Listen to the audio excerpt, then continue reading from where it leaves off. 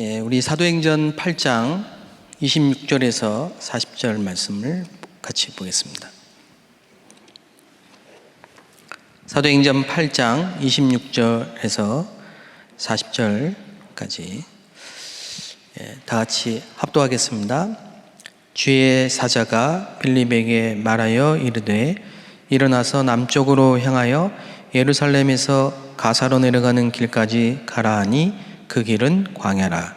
일어나 가서 보니 에디오피아 사람 곧 에디오피아 여왕 간다게의 모든 국고를 맡은 관리인 네시가 예배하러 예루살렘에 왔다가 돌아가는데 수레를 타고 선지자 이사야의 글을 읽더라. 성령이 빌립더러 이르시되 이 수레로 가까이 나아가라 하시거늘 빌립이 달려가서 선지자 이사야의 글을 읽는 것을 듣고 말하되 읽는 것을 깨닫느냐 대답하되 지도해 주는 사람이 없으니 어찌 깨달을 수 있느냐 하고 빌립을 청하여 수레에 올라 같이 앉으라 하니라. 읽는 성경 구절은 이것이니 일렀으되 그가 도살자에게로 가는 양과 같이 끌려갔고 털 깎는 자 앞에 있는 어린 양이 조용함과 같이 그의 입을 열지 아니하였도다. 그가 굴욕을 당했을 때 공정한 재판도 받지 못하였으니 누가 그의 세대를 말하리요. 그의 생명이 땅에서 빼앗김이로다 하였거늘 그 네시가 빌립에게 말하되 청컨대 내가 묻노니 선지자가 이 말한 것이 누구를 가리킴이냐 자기를 가리킴이냐 타인을 가리킴이냐. 빌립이 입을 열어 이 글에서 시작하여 예수를 가르쳐 복음을 전하니 길 가다가 물 있는 곳에 이르러 그 네시가 말하되 보라 물이 있으니 내가 세례를 받음에 무슨 거리낌이 있느냐. 이에 명하여 수레를 멈추고 빌립과 네시가 둘 다 물에 내려가 빌립이 세례를 베풀고 둘이 물에서 올라올새 주의 영이 빌립을 이끌어간지라. 네시는 기쁘게 길을 가므로 그를 다시 보지 못하니라. 빌립은 아소도에 나타나 여러 성을 지나다니며 복음을 전하고 가이사랴에 이르니라. 아멘. 성경에 딱 한 번 오촌종족, 다민족 복음이 증거되는 그 오촌종족의 현장에 있는 사람이 와서 복음을 듣는 이런 일들이 우리 사도행전 8장에 기록되어 있습니다. 사실 오촌종족 한 번도 복음 듣지 못한 지금까지 역사적으로 이 오촌종족은 복음화 되어지지 않고 버려져 있었습니다. 강대국의 노예로 또 속국으로 또 사단은 그걸 알고 이 오촌종족을 공략했죠.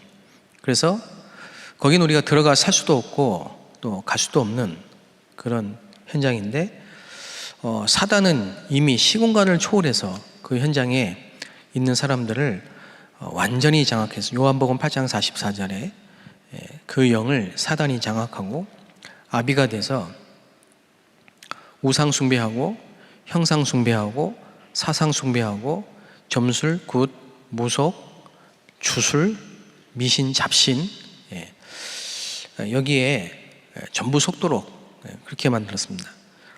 그래서 그 현장은 사실은 보좌의 축복이 아니면 살릴 수가 없습니다. 저도 선교를 했지만 이 목사님 말씀대로 머시멜로 먹는 선교를 했습니다.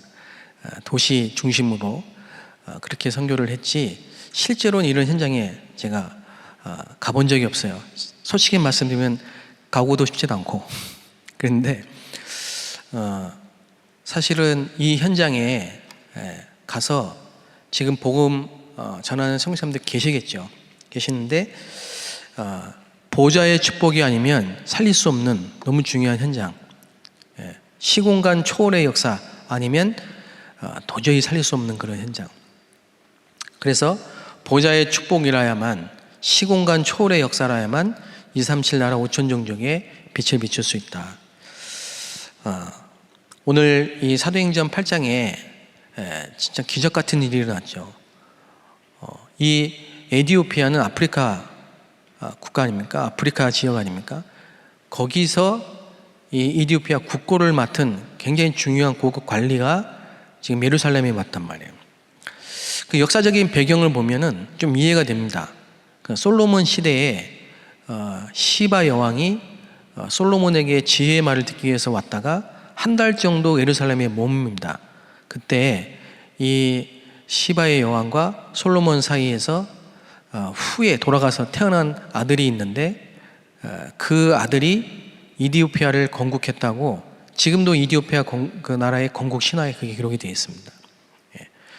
그래서 아마 그때부터 하나님을 예배하고 예루살렘에 와서 또 절기를 지키는 그런 남은 자들이 분명히 있었겠죠.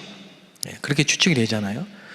그래서 시간이 많이 지났음에도 불구하고 이디오피아에 있는 내시 국고를 맡은 그 관리, 고급 관리가 예루살렘에 절기를 지키러 예루살렘에 왔구나, 예배하러. 그렇게 이해가 되겠죠.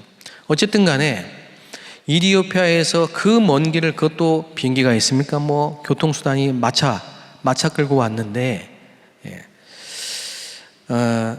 예배를 하고 돌아가는 길인데 기쁨이 없어요. 왜 그랬냐? 실제로 이 사람은 하나님을 만날 수가 없었어요.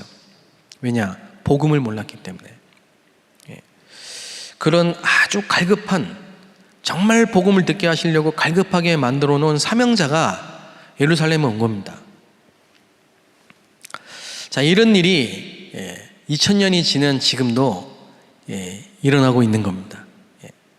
지금도. 그 몇 주 전에 저희 교회에 이제 부산 교회에서 우리 임덕정 권사님이 소개를 해주셔가지고 거기서 복음 듣고 지금 서울에 취직을 한 이디오피아에서 온 사명자가 한 분이 계세요. 분이 이제 그 부산 부경대에서 국가 장학생으로 공부를 하고 졸업을 하고 이제 서울에 와서 취직을 했어요. 그래서 그 권사님이 저희한테 연락을 해 오셔서 저희 TCK 담당하는 교육자가 이렇게 지금 지난주에 이제 만났습니다. 만나서 이런 얘기 저런 얘기를 했는데 만나고 나서 저한테 얘기를 해주는데 굉장히 중요한 인물 같다, 사명자 같다, 이런 얘기를 하시더라고요. 어쨌든 지금 여러분 이디오피아의 그 사정은 많은 전쟁, 여러분 혹시 뭐 이렇게 해적선, 이디오피아 해적선 이런 얘기 들어보셨죠? 뭐 납치됐는데 뭐 이디오피아의 해적선, 그 많은 전쟁, 테러, 그런 어둠과 흑암에 빠져 있는 그 나라에서 한국에 와서 복음을 듣고 이렇게 우리 교회에 연결되어 있는 중요한 사명자. 그리고 지난 주일이죠. 지난 주일은 저 베트남에서 유학을 오고 지금 한성대학교 4학년에 재학 중인 친구도 지금 지난 주일날 우리 교회에 등록했어요. 교회에 등록을 했는데 베트남 유학생이에요. 이 친구 한 얘기가, 자기는 한국에 와보니 한국에 와 있는 유학생들, 베트남 유학생들, 또 베트남 사람들이 너무 어렵게 생활을 하는 걸 보면서 정말 이들도 복음 듣고 나처럼 구원받으면 좋겠다. 그래서 이 일을 위해서 자기가 할 수 있는 통역이나 번역의 일을 중간에서 하고 싶다, 이런 그 비전을 또 역시 우리 사역자에게 이렇게 얘기했다는 얘기를 들었습니다. 그래서 유 목사님이 말씀 중에 내가 중직자라면 그 중요한 TCK나 유학생들이나 외국인들이 교회에 왔을 때 딱 보고 같이 식사하면서 또 이렇게 대화하면서 소통을 하겠다, 이렇게 말씀을 하셨기 때문에 저도 그 237 담당 교육자로서 내가 너무 좀 24시 해야 될 부분들을 많이 놓치고 있구나, 이런 생각을 하면서 우리 교회에 와 있는 외국인 사명자, 해외 사명자, 다민족 유학생들, 이런 팀들이 어떻게 하면 정말 우리 교회에 와서 내 집같이 우리 교회를 편하게, 우리 가정처럼 편하게 쉬기도 하고 기도도 하고 훈련도 받고 이렇게 할 수 있을까? 그야말로 복음화, 보좌화, 교회화의 축복을 누릴 수 있을까?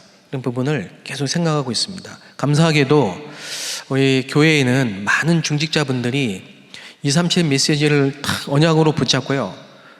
이 237 선교, 내가 할 수 있는 나의 237 선교를 찾고 기도하는 이런 분들이 굉장히 많이 계십니다. 이제 많이 계셔서 너무 감사하게 생각을 하고요. 또 지난번에는 추석 명절 동안에 이렇게 초대해서 외국인 유학생들과 함께 소통하고 이런 또 중직자도 계시고, 또 아무도 모르게 또 이런 다민족 유학생들, 교육자들을 돕고 계시는 이런 중직자도 계십니다. 지금 우리 교회에서는 전교인 캠프를 진행 중에 있는데, 전교인 캠프 이제 지난주, 이번 주까지 이전 캠프, 오늘 청년국과 우리 교구 교육자들과 만남이 이루어졌고요. 그 다음에 다음 주 주일날 이제 실제 캠프, 본 캠프 메시지를 받고, 그리고 이제 본격적으로 다음 주 한 주간은 실제 캠프를 합니다.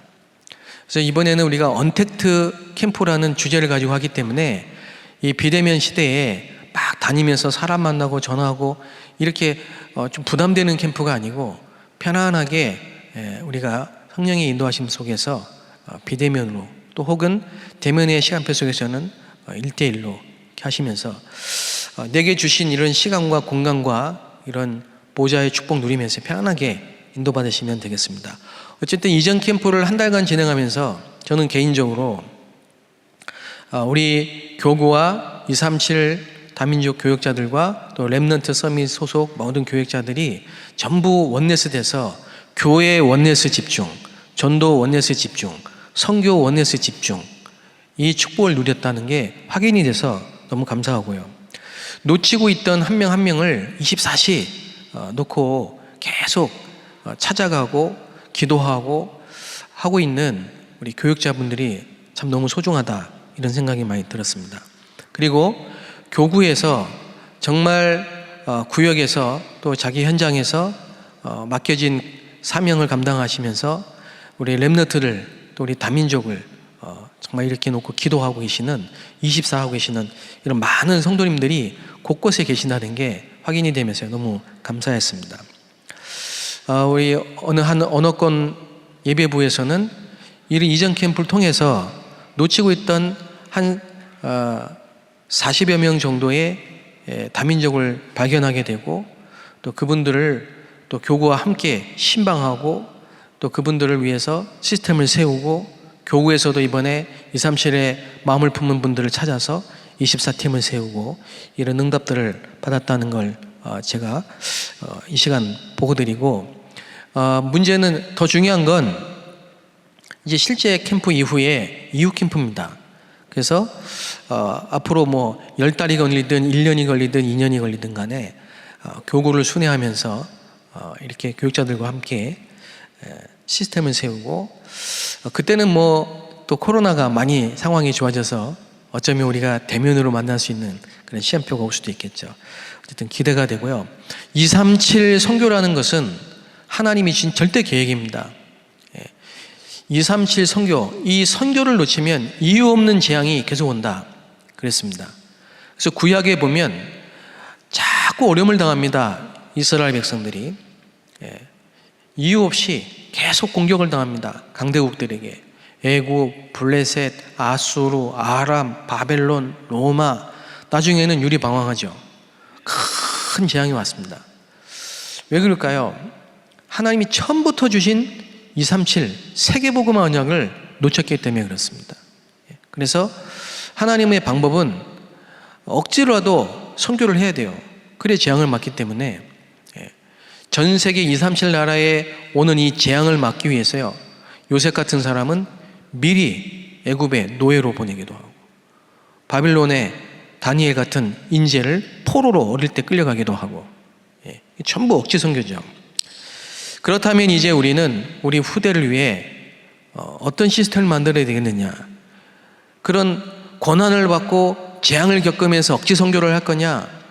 아니면 미리 선교의 축복을 누릴 거냐? 지난 화요 집회의 1강 메시지 때 이런 말씀을 주셨습니다. 우리 교회 안에 후대가 영원히 누릴 수 있는 선교 시스템을 만들어야 된다. 그리고 와 있는 다민족을 잘 봐야 된다. 너무 중요한 부분이다. 이렇게 말씀을 하셨거든요. 저는 속으로 말씀을 드리면서요, 아멘 했습니다. 제가 선교를 하다가 한국에 나올 수밖에 없는 상황이 돼서 나왔는데, 그때 주일날 주셨던 말씀이 사도행전 16장 6절에서 10절이었어요. 문이 막혔을 때 하나님의 새로운 계획 마게도냐. 그때 아마 제가 알기로는 군선교대회였던 걸로 생각이 됐는데요, 그 주간의 핵심 메시지나 강단 메시지나 모든 주간 메시지가 그런 말씀이 계속 나왔어요. 저에게 주시는 말씀으로 붙잡았습니다.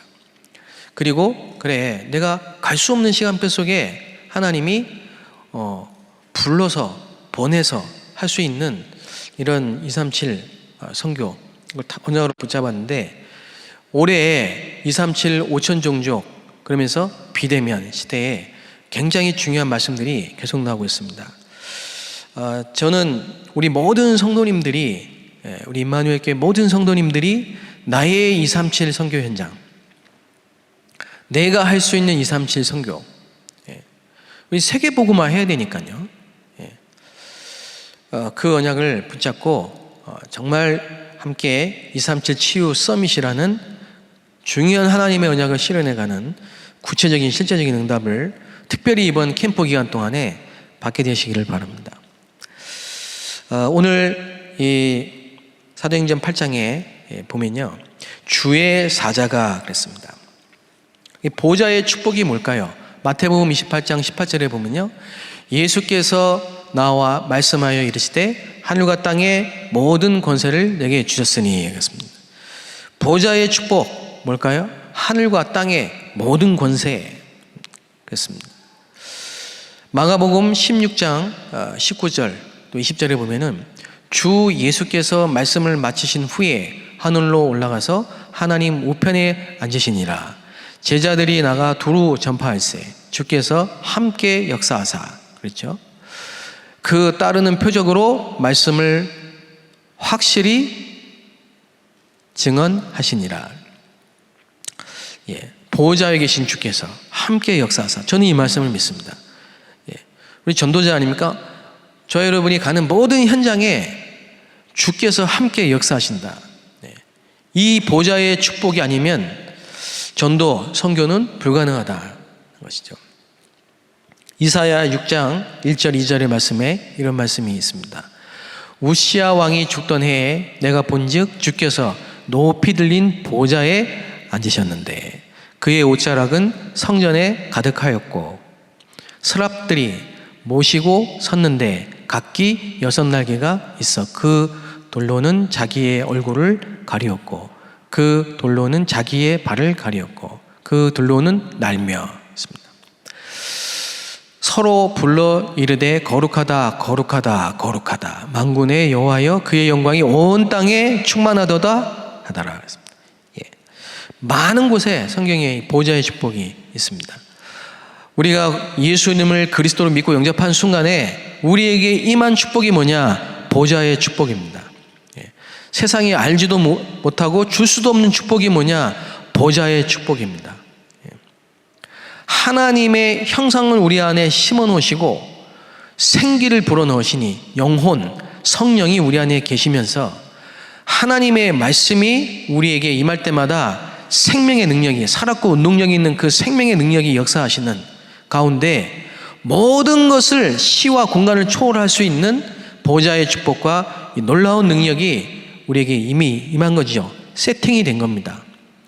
그래서 이사야서 60장 1절에서 2절에 보면은 온 땅이 캄캄하고 세상이 어두운데 뭐예요? 여호와의 영광이 이미 우리에게 임했어요. 보좌의 축복이 우리 가운데 이미 임했습니다. 아무리 작은 자라도 예수를 구주로 영접한 하나님의 자녀는 보좌의 축복을 누리는 사람입니다. 그래서 가는 곳마다 흑암이 떠나가고 저주 재앙이 떠나가고 귀신이 떠나가고 하나님의 나라가 임하는 축복이 임하는 거죠. 그래서 이 축복과 능력이 나타나니까 어떤 일이 벌어집니까? 첫 번째는요, 모든 흑암 여리고가 다 무너집니다. 나와 여러분과 우리 현장에 있는 여리고를 어떻게 해결해야 됩니까? 가나안을 정복해야 되는데 여리고가 있어요. 견고한 성. 이걸 어떻게 해야 됩니까? 하나님이 주신 방법. 언약궤를 따라 입 벌리지 말고 입 열지 말고 돌아라. 그게 뭡니까? 언약궤 그리스도 아닙니까? 그리스도를 중심에 모시고 오직의 언약을 붙잡고 24 기도를 하는 거다. 그리고 뭡니까? 일제히 마지막 날에는 함성을 지르라. 원네스죠. 집중이죠. 이게 여리고가 무너지는 방법입니다. 오늘 우리가 이 철야 기도로 모일 때마다 이 여리고가 무너진 응답이 있게 될 줄로 믿습니다. 우리 개인의 여리고, 가정의 여리고, 현장의 여리고, 모든 지역의 여리고, 수도권과 전국과 세계 모든 선교지에 역사하는 여리고는 오늘 이 시간에 무너질지어다. 그러니까 애굽에 이 축복 누리는 사람 한 사람이 들어가니까요, 애굽에 있는 모든 흑암이 다 무너지고 10가지 기적이 일어났는데 10가지 우상이 무너졌습니다. 애굽의 모든 우상이 무너지고 애굽 살리는 역사가 일어났습니다. 저는 개인적으로 불신자 가문에서 태어났고 한 사람도 교회 다니는 사람이 없는 가문에서 태어났기 때문에요, 어릴 때부터 제사 지내는 걸 보고 자랐어요. 그리고 한 번도 하나님이 누구고 예수님이 누구고 성경이 무슨 말인지를 들어본 적이 없어요. 그런데 영적인 문제는 모든 사람에게 태어날 때부터 있기 때문에요, 원인 모르고 고통을 계속 당하는 거예요. 연령별로, 계층, 시간대별로. 초등학교 때는 초등학교 때, 중학교 때는 중학교 때, 고등학교 때는 고등학교 때, 대학에는 대학, 청년 때는 청년. 그 시간대에 맞는 그런 고통들이요 계속 옵니다. 그 속는 거죠. 근데 하나님 떠나서 불신자 가문에서 우상 숭배하던 배경과 그 성장의 배경 속에 와 있는 이 영적 문제, 정신 문제는 해결이 안 돼요. 특히 저는 불안한 거예요. 불안. 그 이유 없는 불안이 제게 계속 오는 겁니다. 이게 각인된 거예요. 그리고 염려, 걱정. 그러던 어느 날 제가 교회를 나가기 시작한 겁니다. 교회를 나갔는데 정확한 복음을 몰랐지만은 말씀을 듣고 찬양하고 기도하는데 보좌의 축복이 내게 다 임하는 거예요. 보좌의 축복이 임하는 경험을 하는 겁니다. 이거는 지금까지 경험하지 못했던, 세상에서 느끼지 못했던 새로운 다른 세계의 축복이 제게 온 거예요. 근데 그것만 가지고도 제게 있는 흑암이 무너졌어요. 우리 집안의 가문의 흑암이 무너지는 걸 느꼈어요. 그래서 혼자 예배 드렸어요. 집에서. 서점 가가지고 가정 예배 일책 있더라고. 그거 사가지고 집에서 모르고요, 그냥 거기 써있는 순서대로 찬송하고 주기도문 뭐 나중에 하고 성경책 읽고 기도하고 혼자 매일 그 예배를 드렸다니까요. 그랬는데 우리 가문에 여리고 흑암이 탁 무너졌어요. 그래서 아주 고질적인 집안의 문제들이 뭐 다른 그 어떤 열심과 노력으로 해결 안 됐던 문제들이 없어지기 시작했단 말이에요. 그게 뭡니까? 로마서 8장 2절에 보니까 죄와 사망의 법에서 너를 생명의 성령의 법이 너를 해방하여 하느니라. 해방된 거예요. 죄와 저주와 사단의 권세에서 해방된 축복입니다. 여러분에게 와 있는 이 보좌의 축복, 그리스도로 말미암아 와 있는 이 구원의 축복, 하나님 나라의 응답은 노력이나 열심이 아닌 믿을 때, 그 신분과 권세를 믿을 때 이미 와 있는 거기 때문에요, 누릴 때 흑암이 무너지는 해방의 역사가 일어나는 축복이 일어나는 겁니다. 여리고가 무너진 역사가 일어난다니까요. 지금 미국이나 유럽이나 중국이나 저는 해외 선교지 소식을 계속 듣습니다. 그리고 뉴스를 봅니다. 그리고 소식을 많이 보게 됩니다. 그게 제 24 기도거든요. 그런데 어떤 지역은요, 복음 전하다가 잡혀가기도 하고 지금도 그러고 있어요. 그 현장을 놓고 여러분이 이 시간에 기도해 주시기를 부탁드립니다. 지금도 우리 단체 교회들이 굉장히 어려움을 지금 많이 당하고 있어요. 정말 필요한 게 뭘까요? 많은 선교지와 선교사님들을 위해서 우리가 기도할 때 시공간을 초월하는 역사, 제가 이 자리에 설 때마다 잊어버릴 만하면 여러분에게 부탁드리고 말씀드리려고요. 선교지를 위해서 좀 기도해 주시고 선교사님들을 위해서 좀 기도해 주시고, 물론 계속 기도하고 계시겠지만,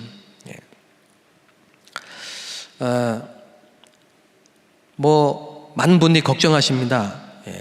이슬람권이 막 세력을 얻어가지고 또 테러를 일으키고 또 전쟁 준비를 하는 나라도 있고, 전쟁이 일어나면 어떡하냐, 테러가 일어나면 어떡하냐, 또 이런 전염병이 전 세계로 지금 막 또 다른 바이러스가 오면 어떡하냐, 많은 분들이 걱정하십니다. 그런데 성경은 시대마다 재앙이 오는 이유가 있어요. 전염이든 전쟁이든 뭐든 간에 그 재앙의 원인은 다른 게 아니고 정신 문제도 경제 문제도 다른 것도 아니고 영적 문제입니다. 영적인 문제 때문에 하나님을 떠난 인간이 사단에게 잡혀서 귀신 섬기고 우상 숭배한 결과로 재앙이 와요. 이 재앙을 막을 사람을 하나님이 시대마다 남겨주셨어요. 남은 자. 그래서 아브라함을 부르신 것처럼 또 저와 여러분을 부르신 겁니다. 네피림 시대에 노아를 부르셔가지고 방주운동한 것처럼 지금 이 시대에 말씀운동, 복음운동 하는 겁니다. 그렇죠? 그래서 광야에서 새 절기를 주시고 언약궤를 주시고 피자사를 주시고 성막을 주셨던 것처럼 완벽한 영적 시스템을 저와 여러분에게 주셨고, 교회의 축복을 주셨고, 보좌의 축복을 주시고, 우리가 기도하는 시간에 전 세계의 재앙을 막는 시공간 초월의 역사가 일어나는 응답을 우리에게 주신 겁니다. 그래서 선교해야 됩니다. 선교. 여리고가 무너집니다. 보좌의 축복을 누릴 때 여리고가 무너집니다. 두 번째는 뭐냐? 영적으로 전 세계의 흑암이 무너지고 해방되는 역사가 일어납니다. 그래서 세 번째는 뭐냐? 선교의 역사가 일어납니다. 보좌의 축복으로만 선교의 역사가 일어난다. 재앙을 막는 유일한 방법이 전도고 선교 아닙니까? 그런 역사가 일어납니다. 오늘 특별히 우리 전교인 캠프를 두고 기도 제목을 하나 드릴 게 뭐냐면, 그렇다면 우리가 이 237 선교를 해야 되는데요, 길이 뭐냐, 그 문이 뭐냐, 통로가 뭐냐 했을 때 TCK라고 했습니다. TCK. 우리 아이는 TCK가 아닌데 그렇게 생각하시면 안 됩니다. 저와 여러분의 아이들을 TCK로 만드시면 됩니다. 어떻게 TCK로 만듭니까? TCK가 뭡니까? 제3문화권의 아이들입니다. 국제화 시켜야 된다니까요. 이스라엘처럼 선민의식에 빠지면 안 돼요. 국제화 시키고 세계화 시켜야 돼요. 이 나라에서도 제3 문화권의 아이들이 아니고 제4, 제5 문화권의 아이들이 될 수 있어요. 그래서 우리의 후대들은 전 세계를 향해 국제화, 세계화 시스템을 갖추도록 그 TCK로 만들어야 돼요. 요셉이 애굽으로 보내진 것처럼 그렇게 문제와 어려움을 통해서 세계화되지 않고 미리 언약 붙잡고 우리가 있는 곳에서 237 세계 선교할 수 있는 세계화의 축복을 누릴 수 있다니까요. 우리 교회 안에 237 학교도 만들고요, 온라인으로 서밋 학교도 만들고요, 이제 IMS, 그렇죠? 임마누엘 미션 스쿨, 그리고 전 세계의 인재들을 모아서 전 세계 237 제자들이 와서 우리 후대들과 함께 237 세계 선교 5천 종족을 바라보며 선교사의 꿈을 키울 수 있는 이런 시스템들이 우리 안에 세워져야 돼요.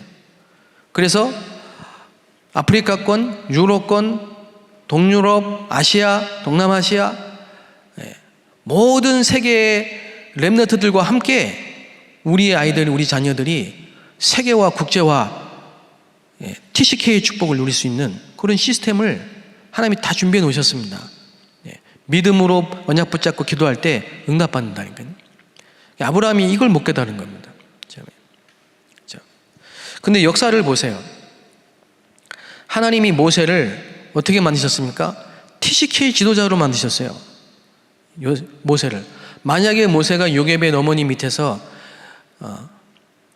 우르르 깍꿍 이것만 하고 살았으면요, 절대 TCK 지도자 될 수 없어요. 근데 하나님은 모든 역사를 움직이셔가지고 이 모세가 태어나자마자 큰 위기처럼 보이지만 뭡니까? 애굽 시대를 여신 겁니다. 노예로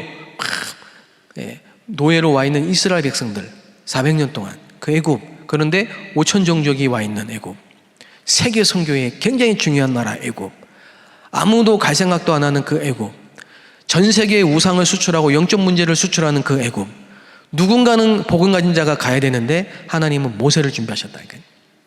모세를 준비해가지고 문제같이 보이지만 애굽에서 40년 세계화 TCK 축복 누리고, TCK잖아요. 하나님이 모세를 TCK로 만드셨잖아요. 애굽에 가서 애굽에 전 세계 공부를 했잖아요. 그리고 미디안 광야로 보내서 영적인 훈련을 하게 만드셨는데 거기서 누굴 만납니까? 미디안의 제사장 이드로와 십보라를 만나서 결혼을 하죠. 그거 다 이방인들입니다. 그거 나온 다 TCK잖아요.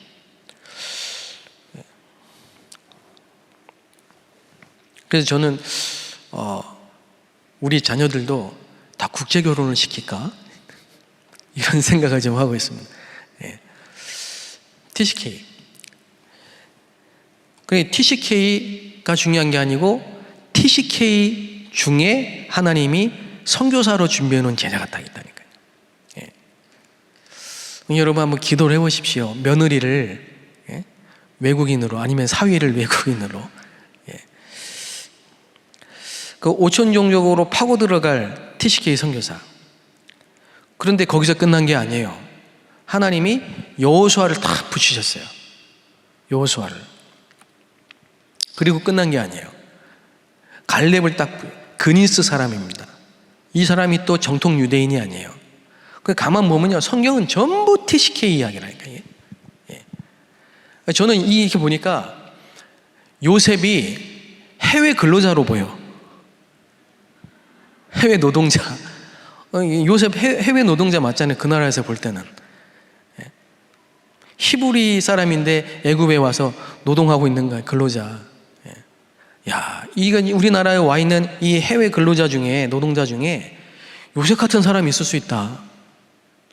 하나님의 특별한 계획 속에 한국에 돈 벌러 온 것처럼 보이지만은 앞으로 그 나라를 살릴 수 있는 중요한 제자다. 여기 살람 목사님 같은 분명히 있을 거라니까요.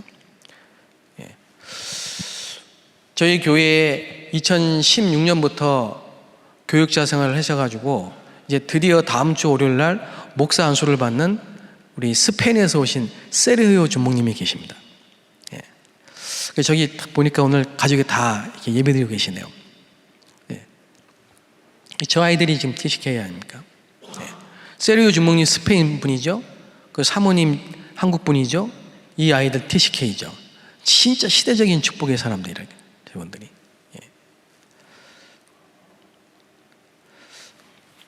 근데 그 여호수아, 갈렙, 모세, 이드로 그 속에서 40년 동안 광야에서 훈련받고 6월절의 비밀, 홍해의 기적, 이런 성막의 축복 속에서 완전한 하나님의 영적 시스템 속에서 자란 렘넌트 세대의 요원이 나왔는데 그게 살몬이에요. 살몬. 그래서 여호수아가 두 정탐꾼을 가나안 땅에 보냈는데 여리고성에 들어갔다가 만난 사명자가 라합이에요. 이 라합이 살몬과 만나서 또 결혼해요. 거기서 나온 후대가 누굽니까? 보아스입니다. 그 보아스가 누구랑 결혼합니까? 나오미가 실패한 것처럼 보여가지고 모압에 갔다가 만난 모압의 사명자, 절대제자 룻. 그 룻과 보아스가 또 만납니다. 완전히 TCK라니까요. 저 지금 TCK를 강조하는 게 아닙니다. 237 세계복음화 선교를 위해서 하나님이 하고 계시는 일들을 지금 말씀드리는 거라니까요. 정말로 5천 종족에 갈 수도 없고 가서 살 수도 없는데, 보좌의 축복이 아니면 안 되는데, 우리는 할 수 없는 절대 불가능한 일인데 하나님은 하시겠다는데 우리를 부르시고 이 교회를 세우셨단 말이죠. 그래서 우리가 이 보좌의 축복을 누리고 있을 때 모든 여리고가 무너지는 역사가 일어나고, 세계 재앙이 무너지는 역사가 일어나고, 해방의 역사가 일어나면서 선교의 문이 열리는데, 그 길이 되고 문이 되고 통로가 되는 게 뭐냐? TCK다. 렘넌트다 이 말입니다. 렘넌트. 앞으로 엄청난 시간표가 옵니다. 앞으로 제3차, 4차는 3단체한테 빼앗겼는지 모르지만 5차 산업혁명 시대는 렘넌트의 것입니다. 제4 RUTC, 제5 RUTC 운동은 우리 렘넌트들이 주역입니다. 우리 자녀들, 우리 후대들이 주역입니다. 분명하게. 그래서 오늘의 TCK, 이걸 언약으로 딱 붙잡으셔야 됩니다. 오늘의 TCK. 그러면 이 TCK 렘넌트 운동 답인 건 결론을 우리가 알고 있는데요. 우리가 지금 우리 교회에서, 우리 교구에서 이번 캠프를 통해서 이제 이전 캠프, 실제 캠프를 통해서 앞으로 계속 받아야 될 응답은 뭘까요? 플랫폼의 응답입니다. 플랫폼. 플랫폼은 모이는 겁니다. 꼭 비행기 타려면 공항에 모여야 되고, 기차 타려면 여기에 모여야 되고, 그렇죠? 옛날에는 우물, 강가, 사도행전 16장 보세요. 바울이 어디로 가세요? 플랫폼. 사람들이 모이는 곳, 여자들이 모이는 곳, 그게 강가. 꼭 가서 메시지 탁 던졌는데 반응하는 사람 나왔잖아요. 그게 루디아 아닙니까? 그 루디아가 다시 자기 집에 불렀어요.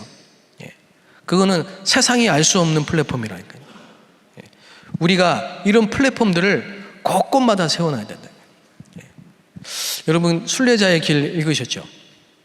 저 지난주에 3권 다 읽었거든요. 그 책을 읽으면서, 특히 순례자의 길을 읽으면서 제 마음에 딱 부딪히는 게 뭐냐 하면 이 사람은 굉장히 갈급한 사람이에요. 엄청나게 갈급한 사람이에요. 그래서 너무 갈급해가지고 본인이 또 한쪽 팔을 쓰지 못한 장애인이고 이런 상처 속에도 있었겠지만, 갈급하게 하나님을 누리고 하나님을 만나고 24 쉬지 말고 기도하고 하나님을 늘 바라볼 수 있는 게 뭘까? 영적인 목마름을 가지고 헤맨 사람이에요. 근데 교회 가가지고 그 당시에 설교를 들었는데 답을 못 얻어요. 답을 찾을 수가 없어요. 그래서 교회 안 가기로 마음먹어요. 그리고는 답을 줄 사람을 찾아다니다가 2번, 3번 끝에 어떤 한 사자를 만나게 돼요. 그리고 스승으로 평생을 모셔요. 그리고 그 사람을 통해서 예수 기도라는 답을 찾아요. 그리고 실천을 합니다. 그걸 딱 보면서요, 야, 이렇게 갈급한 사람들이 지금도 있지 않냐. 이렇게 영적으로 목마른 사람들이 지금도 있지 않냐. 이런 갈급한 사람들이 교회 가가지고도 답을 못 얻고 방황하는데, 우리가 있는 현장에 플랫폼을 만들어 놓고 거기서 답을 줄 수 있다면은 24, 25 영원, 오직 유일성 재창조, 그리스도 하나님의 나라, 오직 성령이라는 완벽한 답을 우리는 갖고 있잖아요. 그 사람은 예수 기도라는 부분에 대한 답을 준 그 스승을 평생의 스승으로 생각하고 평생을 그 스승을 모시는데, 우리는 그 정도의 답이 아니고 성경적 전도 방법, 완벽한 원색적인 복음, 올바른 24시 기도, 이거를 매주 듣는잖아요. 매주. 할렐루야. 아멘. 좀 엄청난 감사. 그러니까 이런 갈급한 사람들에게 답을 줄 수 있지 않냐, 이런 생각이 들었습니다. 플랫폼. 뭐 대단한 플랫폼이 아니라도 괜찮습니다.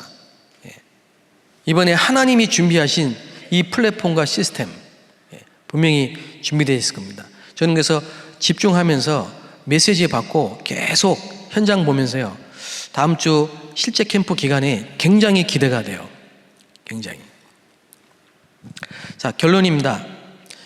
이제 우리는 내게 있는 나의 여리고를 완벽하게 해결할 수 있는 답을 갖고 있습니다. 그리고 나의 전무후무의 답을 찾아야 됩니다. 그 방법은 24, 한 가지만 언약 속에서 계속 바라보는 겁니다. 그때 보좌의 축복, 시공간 초월의 역사가 일어나서 237의 빛을 비추는 역사가 일어난다고 말씀하셨습니다. 예레미야 33장 1절 3절에 보면은 여호와 하나님이 우리가 부르짖고 기도할 때 우리가 알지 못하는 크고 비밀한 일을 보여주실 거라고 말씀하셨습니다. 항상 기도하라. 범사에 감사하라. 쉬지 말고 기도하라. 염려, 걱정, 근심, 두려움 있겠지만은 오늘 밤에 전부 내버리고 그리스도 바라보고 하나님의 나라 바라보고 오직 성령의 충만을 기도한 이 한 가지 가지고 모든 걸 회복하는 축복의 밤이 되시기를 주의 이름으로 축복합니다.